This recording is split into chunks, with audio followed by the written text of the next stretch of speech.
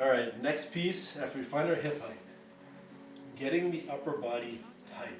Now this is something really key because you can't move weight if your upper body's flopping around.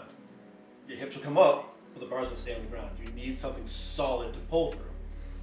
So again, when I come down to the bar, grab it. One thing you'll see me do is my elbows now are turned out. I pull them in. As I'm pulling them in, what I'm doing is taking my shoulder, driving it towards my hip, locking my lat into place. Locking that lat gives you a solid surface to pull from, because remember, this bar is directly under your armpits and at your lats. So that force is coming right through there. Also, that lock locks your lower back into place, keeps that safer, and allows you to pull more weight without your lower back feeling like, oh shit, I broke something. Now, one thing, and this is a nuanced thing for me and for some other lifters, you tend to see it more on what I would classify as elite. We won't go into what that means, but people who are pulling really, really big weights is the upper back will be slightly curved. Now, why that's done?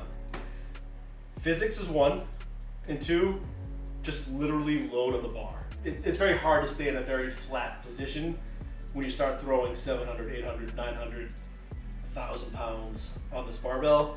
It's just you're not gonna see many, if any, people stay in a position where they don't have a slight curvature just here. But why I do it and why I think many start doing it is because it gets closer to the bar. So if I get my back straight in here, I'd have to bend my legs a lot more and have to really grab the bar. Now I'm in a squat position. Not really ideal because now the bar is too far in front of me. To get it up, my hip's gonna have to shoot up. Not something I want. So as I come down here, I let my upper back round slightly, but from this position, I still lock my lats in. The key point is not letting that body round more as you pull. Once you're locked, you're locked. You stay that way.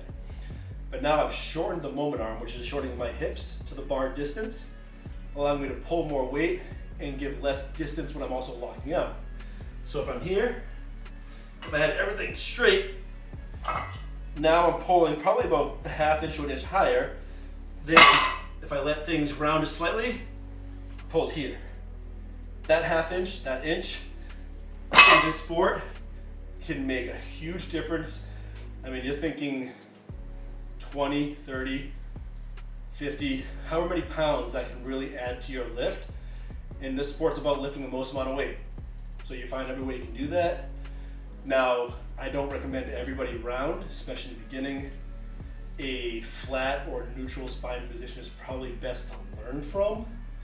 But again, that's nuance to any person's body. If you can't get in that position comfortably, no one should force you into that position. That's not good. There is no reason to force people's bodies into things they can't do.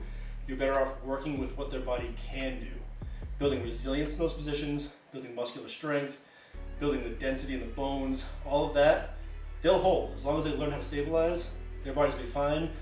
Chances of injury will be just as low as, say, what a textbook would show you as the perfect form, which we will also say does not exist. There is no perfect form. The textbook just has to show something, and it's going to show something that people will think, oh, that's it, 'cause my back looks just like this.